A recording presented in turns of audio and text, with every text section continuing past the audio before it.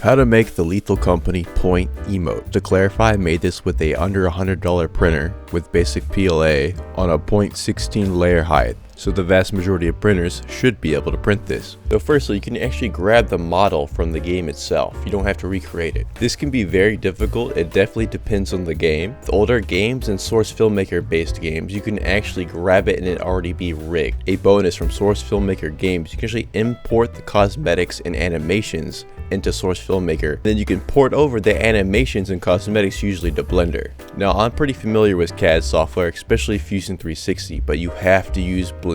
There are just too many shapes to put this in normal CAD software. Now I'm sure there's people who are much better at Blender than I am, but it is very frustrating to do something that would take mere seconds in normal CAD software, take hours in these weird loopholes and weird methods in Blender. Anyway, I was gonna grab the file, but someone already did the work for me, so I grabbed it off of Steam Workshop. I rigged it in Source Filmmaker, then tried to port it over to Blender. Sadly, it did not work. This may have been a mistake on my end, but I hear this happens to the newer models. I started to re-rig the skeleton in Blender, but luckily, because this is so trendy, someone has already done that for me. Now you just can't save it as it is and send it to print. Structural weak spots in the model, so you need to clean up the hands and feet, and it really helps to think about where you're going to slice it into pieces. If you break up the print, you'll be using less supports, be a faster print time per part, which means less likely to fail. If you have any failures, they'll be isolated to that part. Now if you got a really good printer, you got really good fans, it does really good overhangs, and you know where to put the supports, you can just print it in one go. If you're watching this, you probably don't have an 800 plus printer that's dialed in. I try to make it look like how it does in game, but again, you're printing it.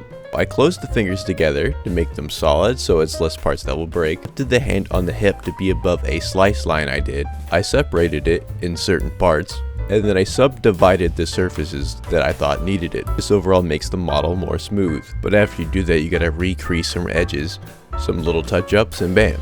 Now if your printer can't print the basic benchmarks decently, you need to get that fixed. Anyway, let's start with the legs.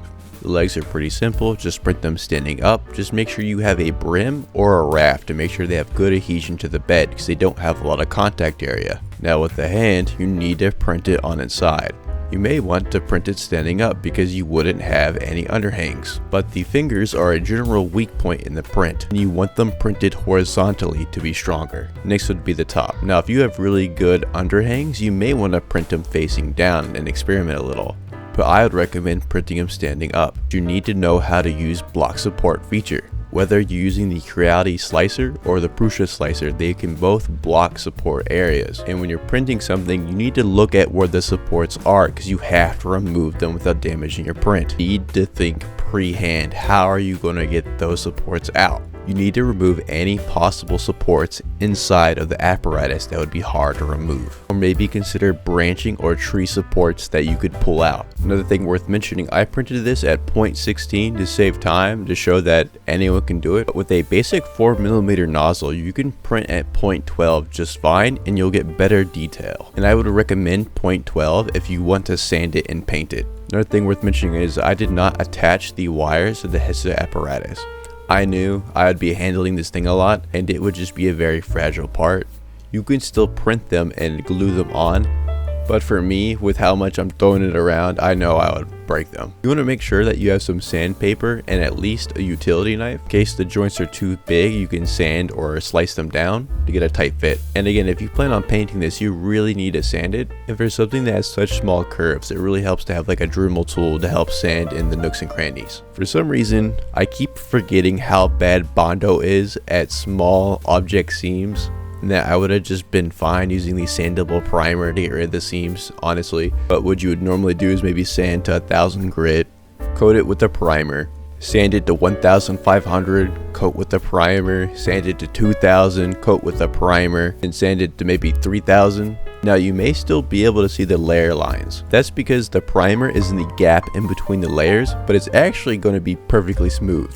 I didn't want to paint it myself, nor did I want to wait and send it to someone to have it be painted, but that's pretty much it. That's the figure. Not to bash other people's models, but some of the free models I already saw didn't really have their joints prepared to be 3D printed, or actually aren't models from the game. They were just fan-made models, and I just wanted to make something that pretty much everyone could have easily.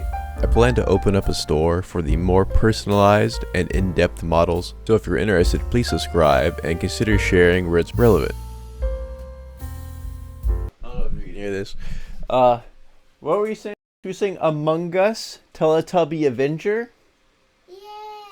Yeah, Among Us What about the Among Us Teletubby Adventure, buddy? Say Among Us Teletubby Adventure in the mic. Say it right there. Say Among Us. Among Us Teletubbies Adventure.